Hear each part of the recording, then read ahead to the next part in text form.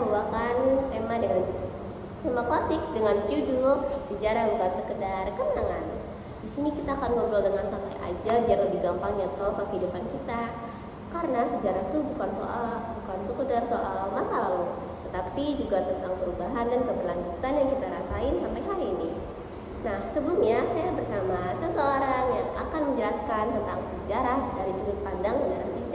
Boleh dong Akang kenalan dulu sama kita-kita. Halo semuanya, perkenalkan saya Fajar Wijaya.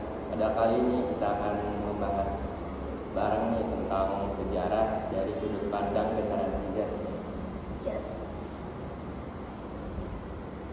Coba bayangin deh, waktu sebelum 1945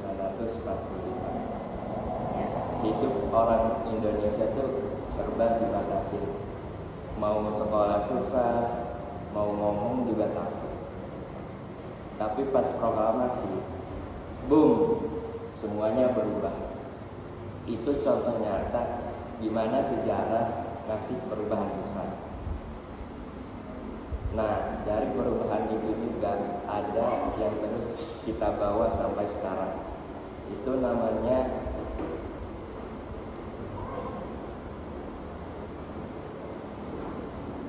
keberlanjutan. Keberlanjutan.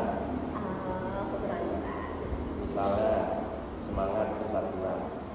Kalau dulu dipakai buat melawan penjajah, tapi sekarang kita pakai buat ngadepin tantangan globalisasi, teknologi, sampai isu-isu anak muda kayak hoax atau perpecahan di dunia digital.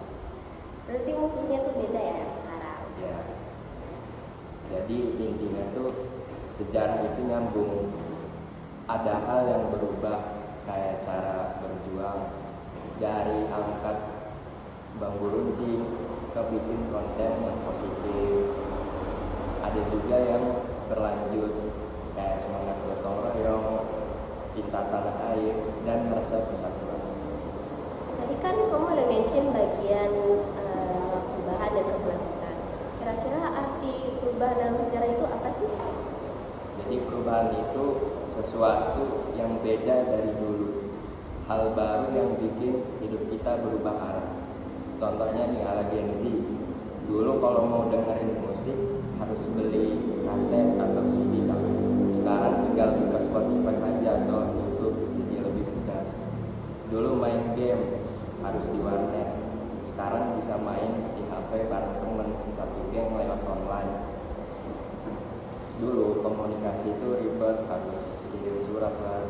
Kalau sekarang tinggal DM atau cek secepat kilat. Kalau keberlanjutan itu apa? Kalau keberlanjutan itu nilai atau semangat baik dari masa lalu yang tetap dijaga sampai sekarang, meskipun bentuknya berubah. Jadi tetap ada gitu ya dari dulu sampai sekarang. Contohnya nih ala Gen Z. Dulu pemuda ngumpul buat rapat organisasi. Sekarang kita ngumpulnya di Discord atau Zoom buat project bareng. Dulu pemuda tuh pasti kan ngumpul ya. Ada yang dari Jawa, Surabaya. Mereka kumpul di satu titik buat rapat. Ya. Dan lanjut dulu tuh gotong royong menjembatan kan. Sekarang gotong royongnya kita bisa lewat donasi online buat korban bencana. Dulu perjuangan nyebarin informasi tidak lewat koran, tapi sekarang kita nyebarin edukasi positif bisa lewat konten dari Instagram, TikTok atau podcast kayak gini. Berarti banyak banget media sosial buat sharing gitu ya. Nah, terus kenapa sih kita sebagai Gen itu harus belajar tentang sejarah?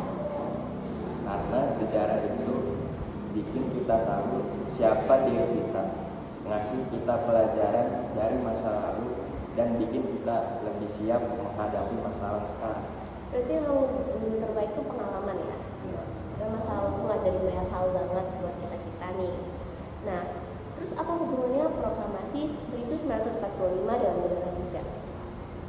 simpel. Proklamasi itu pintu kebebasan.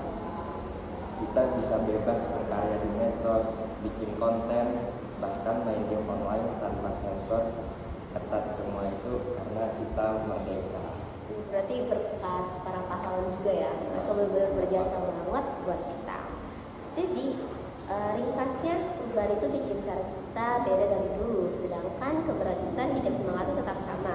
Kalau dulu perjuangannya langsung turun ke lapangan, kalau sekarang kita berjuangnya bisa lewat rumah masing-masing, kita lewat media digital, beda-beda tapi semangatnya tetap sama. Oke, cukup ya. Segitu aja podcast singkat tentang sejarah dari kita. Nah, kita ada 2 member yang bekerja di belakang kamera. Ada Kayla dan Asa. Kita dari kelas 10. Terima kasih. Jangan lupa tunggu podcast kita selanjutnya.